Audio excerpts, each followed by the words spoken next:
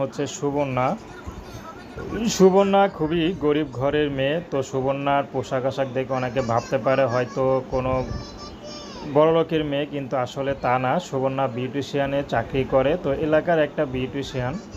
তো সেখানে সবসময় কাজ হয় না, এলাকার মধ্যে তেমন একটা কাজ হয় না। তো সুবর্ণা চাচ্ছে যে এলাকার সে পালাটা সেরে হয়তো ভালো একটা পার্লারে জব করবে, কিন্তু সেটা পাচ্ছে না।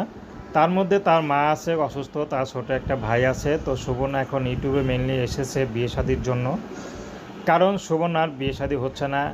বাপ মা হয়তো খাওয়াতে পারে, কিন্তু শরীরে যে চাহিদা সেটা কিন্তু দিতে পারে না। তো সেই জন্য সুবর্ণা চাচ্ছে যে সময় থাকতে যদি বিয়ে হয় তাহলে মেয়েদের জীবন সুখের হয়।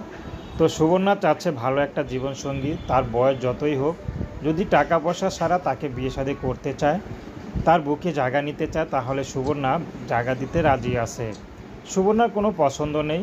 সুবর্ণা সবসময় বোরকা পরেই পার্লারে যায়, বোরকা পরেই আসে। তো সুবর্ণার এটা একটা অনুষ্ঠানে যে ম্যাডাম পার্লার